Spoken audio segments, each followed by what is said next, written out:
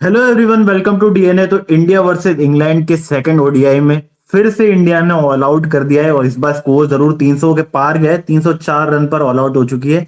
तो आज हम फर्स्ट इनिंग्स के हाइलाइट से बात करेंगे। मेरा नाम है अर्पित दुबे और मेरे साथ है लव। तो लव, फिर से इंडिया ने ऑल आउट किया। सातों मैचेस में बात करें तो एक ही मैच था जिसपे 9 विकेट गिरे, बाकी सारी मैचेस में इंग्लैंड ऑल आउट हुई है। और आज भी जो स्टार्ट मिला था जिस तरीके से पावर प्ले में विकेटलेस, उसके बाद लगातार इंटरवल्स पे विकेट गिरे। और ओवरऑल स्कोर आप देखें तो थोड़ा सा, अगर हम पिच को देख रहे हैं तो फंसी हुई बॉल आ रही है, स्पिनर्स को खेलने में मुश्किल हो रही है। लेकिन ओवरऑल इतना बड़ा स्कोर नहीं बनाया जितना उम्मीद थी।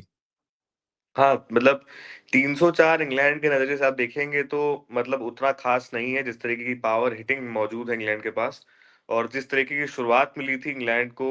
बेन डगेट, फिल सॉल्ट अच्छी शुरुआत अक्सर देते हुए नज़र आते हैं और फिल सॉल्ट का हमें पता है कि फाइनली वो एक अच्छा फ़ॉर्म उन्होंने पकड़ लिया है। लास्ट मैच में भी डिसेंट परफ़ॉर्मेंस थी, उससे पहले भी टी20 में शुरुआत में ज़रूर थोड़े ख़राब कुछ पारियाँ आई थी, बट टुवर्ड्स द एंड उनकी थोड़ी-थोड़ी पकड़ दिख रही थी, नज़र आ रही थी।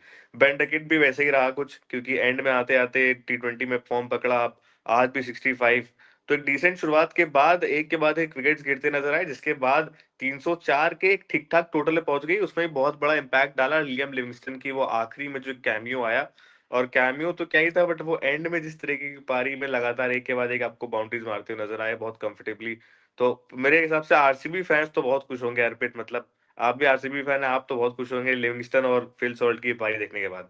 देखिए, अभी बात करें तो चैंपियंस ट्रॉफी वो पहले आ रही है, उसके बाद हम आईपीएल पे जरूर आएंगे। तो चैंपियंस ट्रॉफी को नजर देखते हुए अभी भी मुझे कुछ डिसीजन इंडिया के समझ नहीं आ रहे हैं कि वो सिलेक्शन उस तरीके से हो रहा है कि नहीं। क्योंकि आज भी देखे तो वरुण चक्रवर्ती, उनका डेब्यू मैच था और मोस्ट चांसेस लग रहे हैं कि जसप्रीत बुमराह वो चैंपियंस ट्रॉफी से बाहर होने वाले हैं। और इंडिया के पास अभी 11 तारीख, मतलब अब देखा जाए यहाँ से 2 दिन बाद इंडिया को अपनी फाइनल स्क्वाड देनी है। तो उसके लिए मुझे लगता है कि ज्यादा स्क्वाड सिलेक्शन किस तरीके से रहेगा, उसका सिलेक्शन ज्यादा अभी के मैचेस पे नजर आ रहा है। वरना अर्शदीप सिंह, जिनका नाम अभी तक पक्का है, उनको दोनों ही मैचेस में मौका नहीं मिला है। और मोहम्मद शमी ने आज के मैच में भी देखेंगे ओवरऑल स्कोर में उस तरीके से बॉलिंग करी नहीं है। शुरुआत में जो इंडिया के लिए विकेट्स लेने के लिए अभी भी जो एक ही बॉलर नजर आ रहा है वो है अर्शदीप सिंह, और उनको मौका नहीं दिया गया है। नहीं, अर्शदीप सिंह को मे भी हो सकता है कि इस वजह से भी ना खिला रहे हो कि फिट एंड फाइन है, पता चला ये भी इंजर्ड हो गए तो फिर बुमराह अर्शदीप दोनों नहीं, तो बिल्कुल ही मौके से बाहर हो जाएगी चीज और बहुत ज्यादा लेकिन मैच प्रॉब्लम हो प्रैक्टिस जाएगी। भी लव होना बहुत जरूरी है। जिस तरीके से हर्षित राणा को लगातार 2 गेम्स मेरे हिसाब से खिलाए गए, मुझे लग रहा है कि मैच उनको प्रैक्टिस जगह के लिए बनाने की शायद कोशिश हो रही है। तीसरा ओडीआई उनको खिलाएंगे। मगर हम्म। शमी की बात, मतलब शमी एक कंसर्न है क्योंकि बहुत समय बाद वापसी हुई है इंडियन जी। टीम में, और जिस टच में वो गए थे अपने प्राइम में, वो गए थे बिल्कुल इंग्लैंड, जो वर्ल्ड कप में उन्होंने परफॉर्मेंस करी थी एक के बाद एक फाइफर्स, उसके बाद वापसी में जिस तरीके की उम्मीद थी वो हमें शमी नजर नहीं आए काफी समय से। और आप टी20 की बात करिए, आप ओडीआई की बात करिए, शमी का इम्पैक्ट जो रहता था वो वैसे नजर नहीं आ रहे हैं, खुद भी उतने तेज। वो जो हमें शमी की टप्पा पड़ने के बॉल जो और तेज होती थी टप्पा पड़ने के बाद, वो उतना नजर नहीं आ रहा है हमें, वो स्पीड, वो वेरिएशंस उतनी इफेक्टिव अब नजर नहीं आ रही है, तो ये एक बड़ा कंसर्न है इंडिया के लिए। बिल्कुल उस तरीके से कंसर्न नजर भी आ रहा है। आज शुरुआत में भी आप देखें तो बॉल्स जो थी मिडिल स्टंप्स पे बहुत कम गिरी है। अगर अब बात कर रहे हैं यहाँ पे विकेट्स में भी, तो पहला विकेट जो गिरा वो फिल सॉल्ट ने लिया। और उधर भी ज्यादातर बॉल्स जो है वो जडेजा की ही हमें देखने को मिली है स्टंप्स पे। ये अगर हम पूरा नजर डालें तो ये हॉकाइज में भी हमें देखने को मिल रहा है, पहला विकेट भी गिरा था तो बॉल बिल्कुल रुक के आ रही थी उनकी स्टंप्स की नजर में। और ओवरऑल देखे तो बॉलिंग उस तरीके से नहीं गिरती हुई हमें देखिए। इस पर अगर हम देखें स्कोर कार्ड में भी तो शुरुआत में जरूर 70 रन बने, लेकिन मोस्टली रन जो थे वो बेन डकेट ने बनाए। उधर वहां पर हमें फिल सॉल्ट की तरफ से बैटिंग और बॉलिंग में देखें तो ना ही धार थी यहाँ पे इंडियन बॉलर्स की। और बैटिंग भी फिल सॉल्ट थोड़ा पहले मैच में जिस तरीके से खेल रहे थे उस तरीके से खेलते नजर आए नहीं है। आज भी देखे तो उन्होंने जरूर वो 30 रन बनाए, लेकिन ओवरऑल वो इम्पैक्ट नहीं दे पाए जो अभी तक बिल्कुल। हमें देखने को मिल रहा था टी20 में। और और अर्पित, ओडीआई में भी इम्पैक्टफुल देखे पारी, तो बेन डकेट जरूर बीच बीच में अच्छा परफॉर्म किए हैं। बिल्कुल, अगर इम्पैक्टफुल पारी की बात करें तो बेन डकेट की नज़र आ रही है। जो रूट डेफिनिटली बहुत समय बाद आपको इंग्लैंड के लिए कुछ अच्छा करते हुए नज़र आ रहे हैं, और इंडिया के खिलाफ स्पेशली हैरी ब्रूक ने भी फाइनली शून्य से थोड़ा आगे बढ़े कि ज़्यादा चांसेस नहीं है मेरे पास, और डक्स मैं नहीं मार सकता हूँ, वरना निकाल ही दिया जाऊँगा। जॉस बटलर तो मतलब लगातार कंसिस्टेंट इकलौते प्लेयर तो मुझे जॉस बटलर ही नजर आ रहे हैं जिन्होंने पहले मैच से अब तक ऐसे इंडिया को परेशान करा। आप एक आध मैच बीच में हटा सकते हैं। लिविंगस्टन ने भी फाइनली पकड़ा है, 41 रन उन्होंने बनाए, जॉस बटलर ने 34, Harry Brook 31, Joe Root 69, Ben Duckett 65, Phil Salt 26। और आज एक और चीज थी कि वरुण चक्रवर्ती जो है वो सेकंड ओल्डेस्ट खिलाड़ी बन गए हैं ओडीआई में डेब्यू करने वाले।